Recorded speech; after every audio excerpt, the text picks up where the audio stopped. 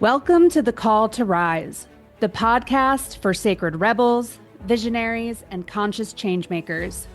Here we sit down with the people birthing the new earth, weaving ancient wisdom with modern strategy to build movements that heal, transform, and uplift our world.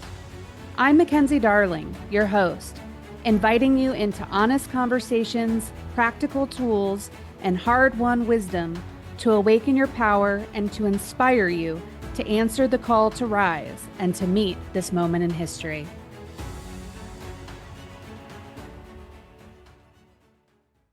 Welcome, everyone. Thank you so much for joining today. It is with great pleasure that I introduce Dr. Amber McZeal, who is a writer, vocalist, sacred scholar, ancestral lineage healing practitioner, and activist. Amber utilizes sound therapy and guided somatic imagery to engage the knowledge of the body within an interactive and liberatory arts practice. In 2018, she launched her organization, Decolonizing the Psyche, where she weaves somatic praxis with Afro-Indigenous spiritual technologies and social justice, deep decoloniality in efforts to address cultural trauma, foster transformation, and create more humane and social relationships. Amber holds an MA in somatic depth psychology and a PhD in depth psychology with emphasis in community, liberation, indigenous, and ecological psychology from Pacifica Graduate Institute in California. Welcome, Amber. It is so amazing to have you here. Thank you, Mackenzie. It's lovely to be here. Just to give our listeners a little bit of background, I actually worked personally with Amber when both of my parents passed away a couple years ago and really began diving deep into ancestral healing and wisdom. And so Amber was really a pivotal person for me during that difficult time. And I've asked Amber if it would be okay with her for her to open up the space, because I remember just what a beautiful ritualist and ceremonialist that she is. And so would you mind, Amber, guiding us and opening up the space to start things off? Sure thing. So first, just taking a moment to acknowledge the gift of breath, a soft wind pulsing within our bodies, a gentle reminder that the body is indeed sacred, that form is sacred, offering a tone of heartfelt honor, gratitude, respect to that creative consciousness, the all that is, living life through each of us, permeating the many things, and to the beauty, the brilliance, and mystery of those many things returning back to a one, back to a source. In all that we do, may we be privileged to understand the flow and purpose of that cycle with each passing day, and to find some comfort in our places within it, the spirit of good relationality, acknowledging all of the animating powers, the animating spirits of those ancestors older than the human family. Homage to the spirits animating soil, earth, rock beneath our feet. Homage to the spirits of water, fresh and salt, that move across the earth, mirroring the waters that flow in our very bodies. Homage to the spirits of wind and air that restore equilibrium to our ecosystems. Homage to the primordial firekin who carry the spirit of courage, of justice, and remind us it's okay to change. Thank you to all of our Egun, our wise, beloved ancestors who've shown the light on each of our paths, who support us and walk beside us as we step into it, as we walk it each day. And may the works we do, the rituals we enact, generate a frequency of inner harmony that echoes throughout the world like a song. That I say, Ashe. Ashe, amen. Thank you so much. That was so beautiful. So Absolutely. beautiful. Yeah. Well, Amber, when I was saying before, when I first started Movement Maker, you were one of the first people that I reached out to because I had this deep calling from spirit, from source, that you had such medicine for my community and for the world. And so I'd love to start off with your organization, and your calling is around this decolonizing the psyche. I understand that from my own perspective and my own thoughts, but I always love to start off with, from the teacher's lips. How do you envision that, and what does that mean to you? Yeah. Well, if I may, I'll just take a moment to briefly introduce myself. Please. building on the bio, because it does inform decolonizing the psyche. In fact, it's the seed. So I'm from Louisiana originally, though I live in the Bay, and my people date back in those lands to the 1700s. They came through Haiti, and before that, parts of West Africa, Nigeria, Mali, Senegal, some Central. I also have ancestors from the Iberian Peninsula and France predominantly. And when they landed in Turtle Island, the United States, they commingled with the Chitimacha indigenous tribe in the southeastern United States. So growing up in Louisiana, I actually had an opportunity to one, experience hurricanes every year, which I love, reverence to the awe and power of nature. I would often go outside and play in those. And this is the 20th anniversary of one well-known hurricane called Katrina. Katrina impacted my life. I had the opportunity to talk with a journalist for the 20th anniversary a few weeks back, and it was both cathartic and revelatory in that I made the connection finally from the body unconscious into conscious awareness that Katrina was really the catalyst for decolonizing the psyche on multiple levels, covering many, many layers, from the ecological crisis that we're living with, the warming of our earth and the waters, which generated a bigger storm, larger than we had seen. However, the storm wasn't the major impact to the cultural rupture that happened. That came in the wake of the storm, and even after the waters receded. The part of the cultural trauma that descended on my community, on myself, was through the will of human beings, through the policies that they enacted, through the eminent domain that they employed to seize land, through the choices made around whose lives deserved to be protected or cared for and whose did not, through the forced exile. Many public housing residences were boarded up and shut down, and folks were forced to leave the city. That tearing of community done through choices by human beings, the fellow human family, is what generated the trauma. I ended up diving into social justice work when I relocated to the Bay Area, mainly around the right to return, part of the UN Declaration of Human Rights. And it was something I couldn't name, which is why I went to school for so long. I eventually found the language to articulate what I was witnessing within the minds, the hearts, the mouths of the people I encountered. Red Cross, Catholic Charities, etc., you name it. Mm-hmm. Decolonizing the psyche, to frame it differently, to be decolonial is to make whole, to repair and suture what is fractured. And psyche could be translated to soul. So part of the wounding of this modern era of modernity is our disconnection from soul, our the disenchantment of life, of the way that we organize life, the social agreements that we buy into or say yes to. And that manifests in the choices we make. So there's holy respect to the people on front lines doing that work, using the theater of protests, using whatever tools they have at their disposal and within their orbit. And in order to sustain change, there must be, what decolonizing the psyche is all about, there must be an inner transformation too, one that reconnects us with the soul of self, the soul of the collective human family, of the more than human family,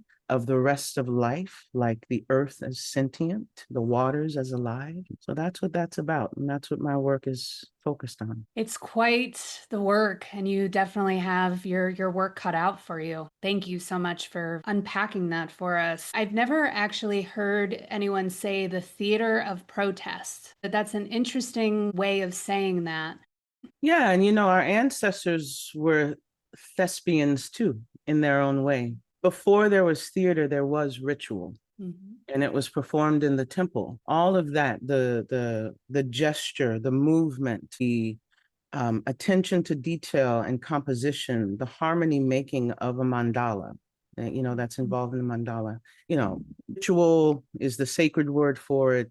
theater is our new world word for it, right? What I found though, and what basically fried my nervous system, the theater of protest is very hot. It is conjuring the element of fire. I mean, even if you think of a theater, all the lighting design that goes into it, in order to give life to the imaginal within a playwright, a poet, whatever it may be, a musician, and fire burns quickly. So it has a role to play, the theater of protest. Absolutely. It is not sustainable forever. And you will often see the rotations, right? Of people, they're going to the front line and then they're taking a seat back and other folks come in. There's that piece. There's the agency that is reclaimed when people do participate in the theater of protest, where one feels powerless and voiceless, they can take to the street and reverse that with one pivot. There's the mirror neuron impact.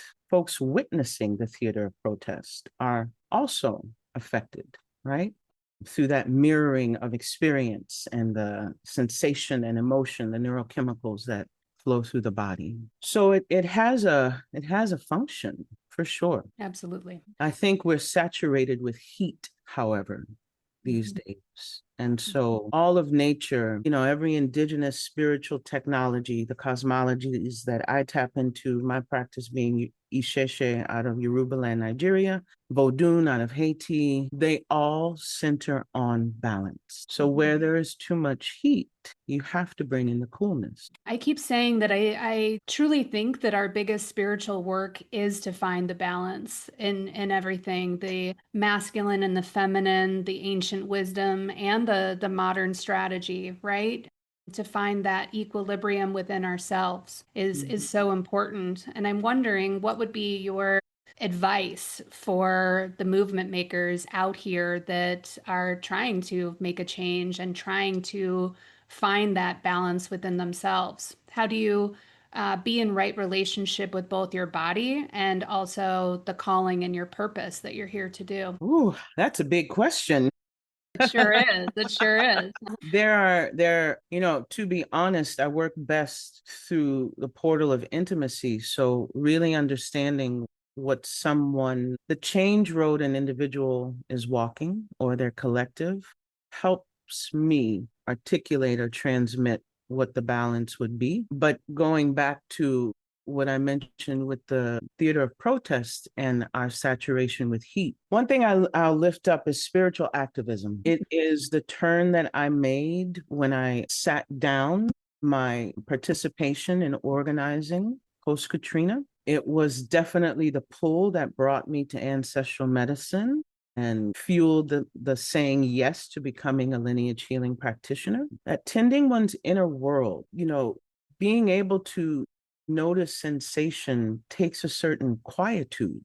You have to pay attention, and we're distracted. Even our technology is heat. It's all light. It's all fire. It's firing constantly. So I would lift that up to a broad group of people who are change agents, is consider spiritual activism and explore what that would mean for you. How does one incorporate the devotion and tending of their inner world in their cultural change efforts? I think that's so spot on. And I hadn't really used the term spiritual activism before, but that's really what I'm trying to do with Movement Maker.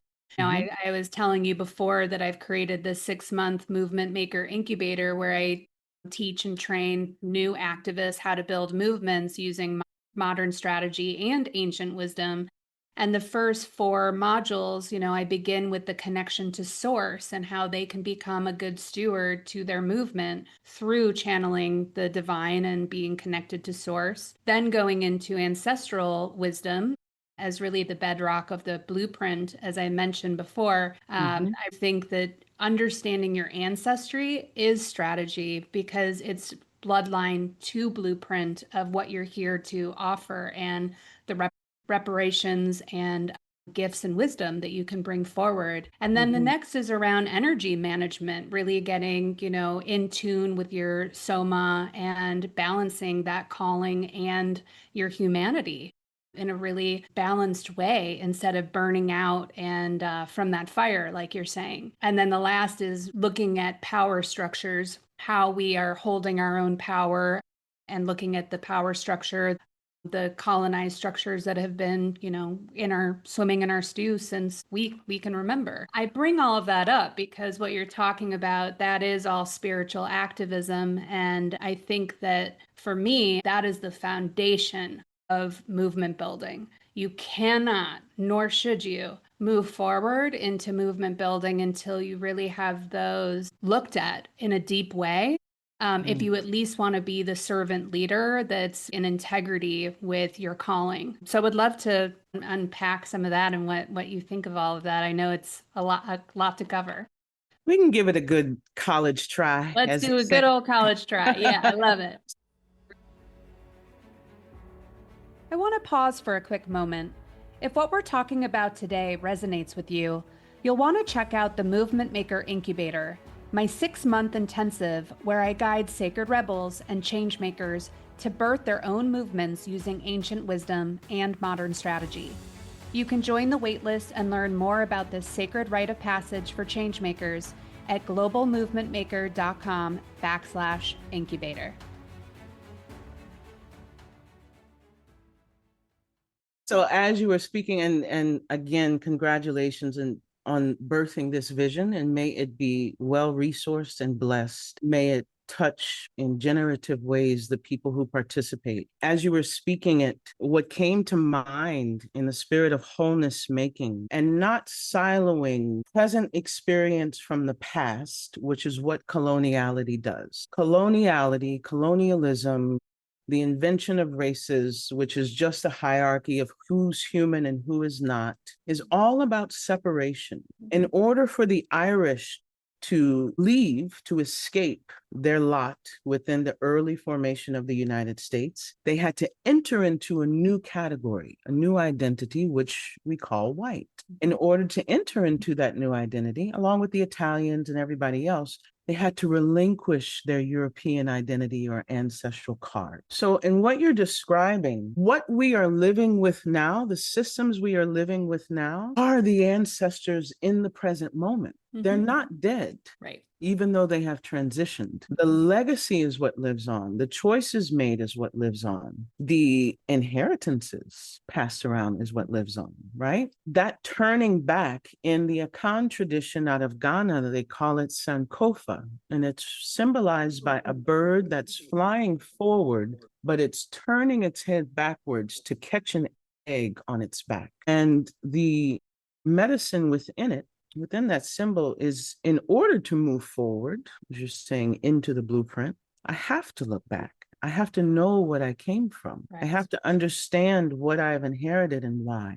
In all of its blessings and challenges, and there are both. There are resiliences, there's wisdom, there's genius, and there are burdens and harms as well. Those inform what we construct or co-construct in the future. So the way it lands when you describe the modules is that it's taking movement or social change efforts and placing an animist lens on it, reconnecting the dots of past with present, guiding everyone forward. And that's what we call holistic. Yes, I think holistic is a beautiful and perfect word for it. And I also think that, speaking of birds, I think that it brings more of a bird's eye view. From my own healing journey, I was in talk therapy for years and years and years, and there's definitely still a place for talk therapy, absolutely. But it wasn't until I started doing the ancestral healing and starting to connect on a higher spiritual level where I was able to start to commune with the unseen world and starting to see that holistic picture of both, let me not just look backwards from family, immediate family, but now my entire ancestral family. And then let me look at, the generations that are coming 200 years from now. And then all of a sudden you have this much larger perspective that really has you thinking more holistically on every decision that you're making. I think, something that I keep saying around the difference between building a movement and building a business. So building a business is just profit, bottom line, customer, what are we selling today? And movements are, okay, how do I co-create with community to dream into the future, and what legacy are we leaving? Yeah. Yeah, absolutely. As you're saying that, business and profit-driven models of change, social change. If I may, I'll offer a practical example of how ancestors inform the offerings around cultural change and cultural shift. What you just articulated really well about that bottom line driving all Yep. of your choices, right? And your partnerships and everything. I just set out into the world something called Value Reformations. And it's a series, Decolonizing the Psyche 2025 series. And it was born from reckoning with and reconciling the experiences of my ancestors who harvested crops for free. Mhm. So the extraction of life force on one hand, the extraction of earth resource on the other, co-created a distorted value system, along with a bunch of other things, right? And to your point, many of us are still driven by that logic, Yep. right? Yep. So it wasn't until this actually came through in 2019, I offered a DTP um, series with public health in San Francisco on sugar and decoloniality. Because they tax sugar around the country, but they collect the taxes and then they distribute grants to local community orgs who are trying to shift eating habits and things like that. And as I'm preparing it and researching it, my ancestors who harvested sugarcane in Haiti and Louisiana were coming to me in dreams, and they were coming to me in meditation, and they were showing me all of these other dimensions, not just about their hardship. And I think that's really key in presenting this invitation to folks, but around the pathway to restoring right relationship, right? So it's through the firewall of that trauma, the extractive capitalism, the disposability of bodies, etc. It's through the firewall of that hardship that honestly the details of one strategy of repair become clear. They crystallize in a way. You know, hearing the voice of nature, which these are old technologies, these are old indigenous technologies. Hearing the voice of nature when it says enough, like monocultures, monocrops, right? No, stop growing just that same thing. We need diversity because diversity is what keeps the ecosystem, you know. So the ancestors start to partner with the spirits of land and place to elevate the wisdom that has been forcibly pushed into the subaltern, into the unconscious or underground. That move of forcing it underground and unconscious is what sustains the bottom line drive, right? Engine. So yeah, the value system, transforming it. Yeah, we definitely need to be transforming it. And it's hard because that requires us to slow down, which is in the exact opposition of what has been valued most in this capitalistic rat race as you're talking what you're talking about. And at the heart of movements are value systems. You Yeah. can't have a movement without having really, really articulated your values. And you're seeing this within, the far right and the far left. They have very, very, very different value systems. And so, how do you see the road to repair to get us to the right value systems? Yeah. You know, as you were speaking that, the words that popped out were urgency. It And does feel urgent. Yeah. no, it is. It's a Mhm. straight up slave driver of the psyche. It's Yep. not even, it's why heart disease is off the charts, among other things. But the word urgency next to the word movement. And Mhm. so, as you asked, they're both driving forward. Yes. My subtle shift would be when you describe the left and the right have different values.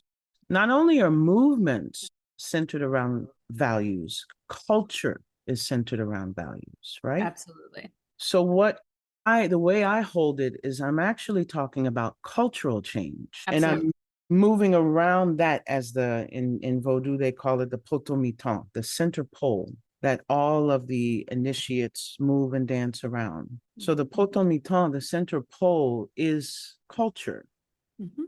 right? And embedded in that, constructing it is are the layers of values. Practical example, what's it called? White replacement theory, and the fear that's driving a lot of folks on the right. The idea that they're going to go extinct. Like, where did this actually come from? Within the language of depth psychology, we call that a cultural complex. It is an unhealed, untended, unmetabolized wound of annihilation. Correct. Yep. Correct. That's what it is. They're not lying. Mm-hmm. They actually feel something, but finding the root cause of that sensation, speaking of slowing down, they're not resourced quite yet in order to identify and locate the root source of that sensation. It's not Mexicans. Right. It certainly isn't Black people. We've been here with y'all the whole time. Like, we're entangled.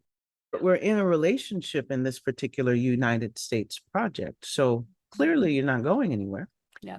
So rather than, and this is a critique for the left and, some of the rebels and rabble-rousers, an alternative approach, rather than denigrating them, saying they're illogical, whatever, fanatical, what does it look like to turn toward that expression with a compassionate ear, listening for something that's beneath the surface of their cultural expression in the moment?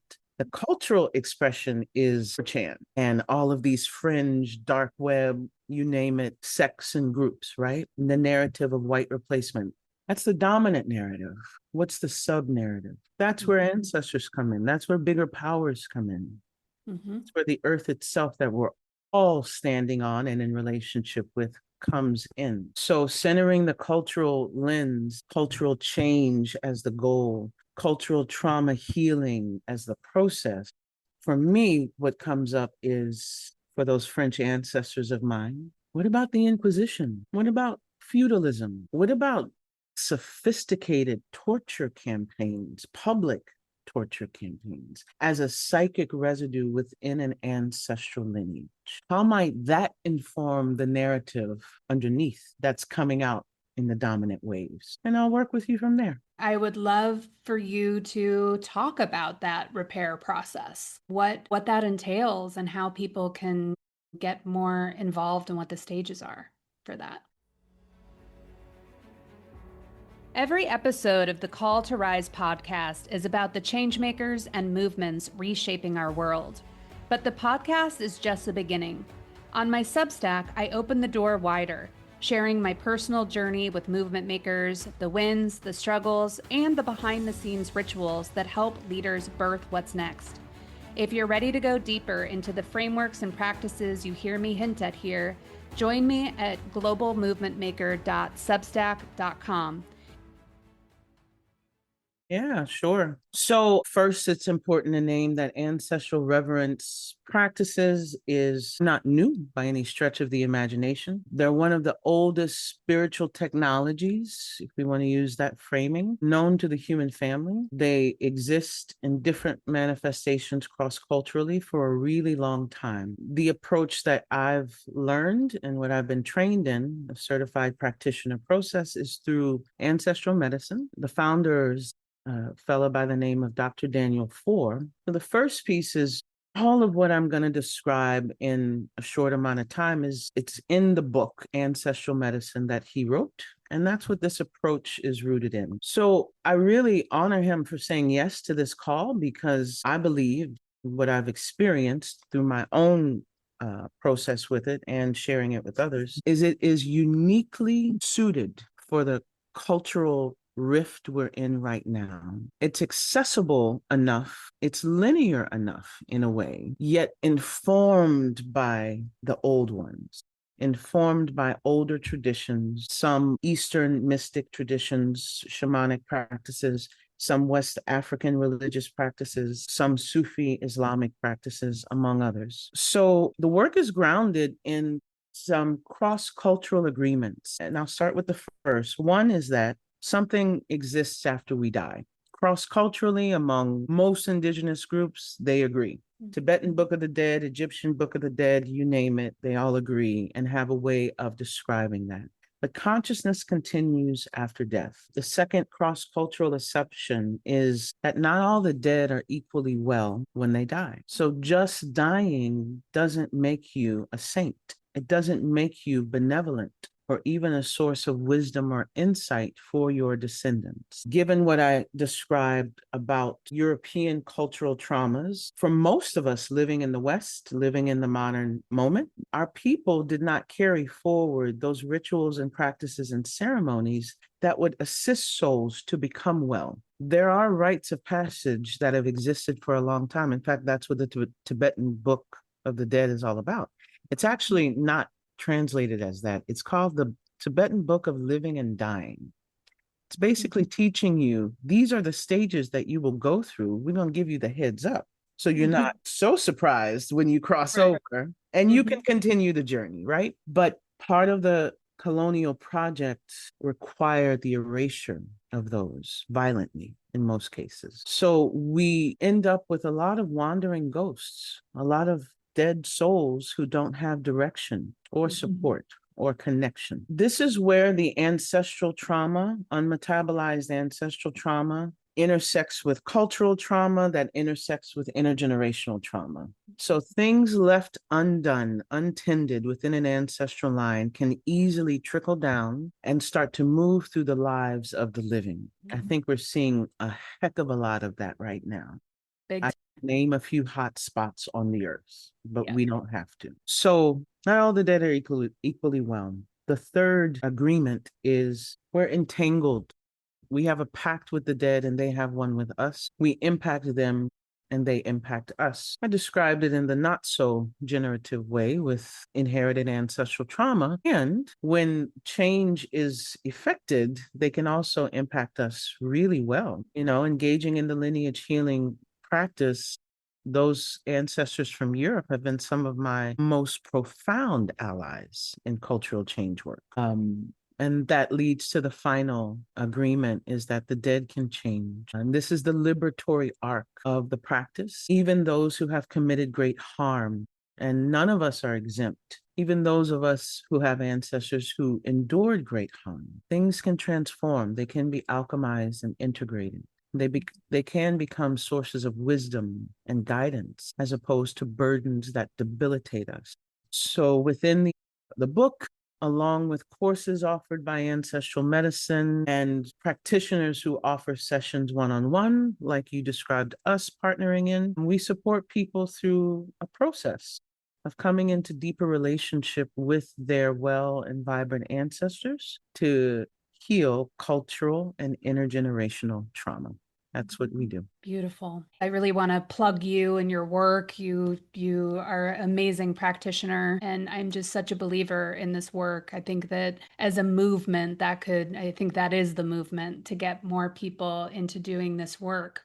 I'm wondering, several times you mentioned dream work, and I know from my own practices and really starting to pay attention to my dreams, my ancestors come and talk to me all the time.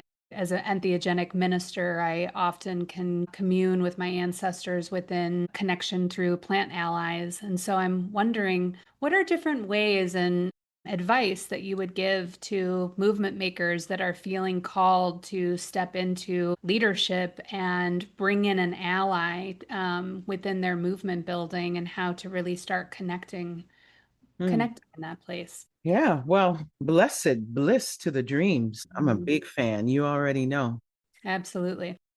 So, dreams are a primary site of connection and communication between our ancestors and the living. I have my assumptions about it, and as I'm learning more, especially about the role of dreams in my spiritual tradition, Ifa or Isheshe is the other name for it. But in part, I believe they do it because we're vulnerable. We don't have that gnarly feature called free will. It's not as heightened when we're asleep. There's a spaciousness to it, and they can easily bring through, in fact, more information and more direction than when I'm at Trader Joe's, even though they do it at Trader Joe's too, and at the gym, everywhere. It really just depends on your receptivity. But in the dream state, we are quite receptive. In Burkina Faso, the Dagara tradition, that religious practice, when they wake up to have breakfast, they will often ask each other, who came to visit you last night? Talking about what living image decided to pay you a visit and what did they have to share with you? So I center that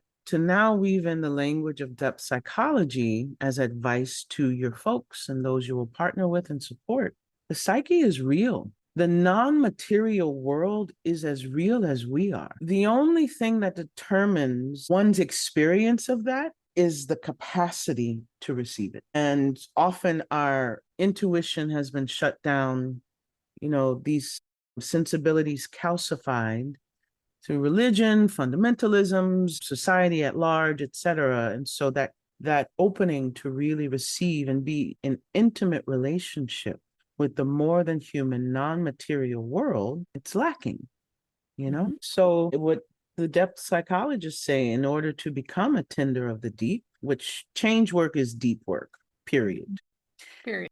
I'm gonna just go out on and assert that there. The psyche, you give the soul, you give the psychic terrain, the spiritual dimensions, their own autonomy. Give them the room to be sovereign. And how do you treat beings that are sovereign? If a dream, I had a really potent dream over the moon was in Cancer on Monday, and it was so powerful. And I was like, I'm going to be lazy. I'm not going to write it down this time, even though I've been trained rigorously in the dream tending practice. And that's the first thing you do is you write it down. And that dream bugged me because it's autonomous. It has a message for me. Mm-hmm. And if I, like any other relationship, am neglectful and I abandon it, it's like, oh, whatever. I don't want to know what you have to say. Big bumblebees that are crawling all over the floor. What are you doing? Write the dream down. So, full transparency, I was up. I haven't slept. I tried to sleep. That's how it works on me because I'm super porous. I've moved myself into another phase, I guess, and it wouldn't let me sleep.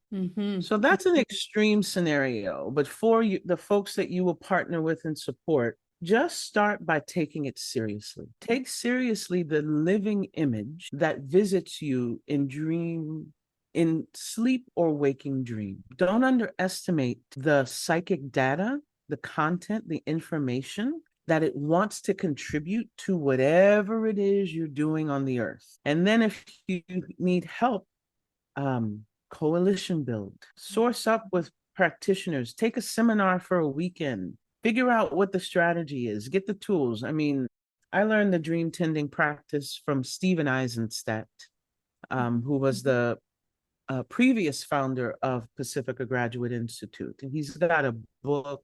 He's got weekends. I know he's got an online course. Like, it doesn't have to be a full life commitment, but over time, where you don't know what to do with the thing, seek out those teachers who can learn you a thing or two, as we say in the South, right? Because it has been some of the most incredible outpouring waterfalls. I mean, this course, Value Reformations, is all through dream work and ritual in the waking time.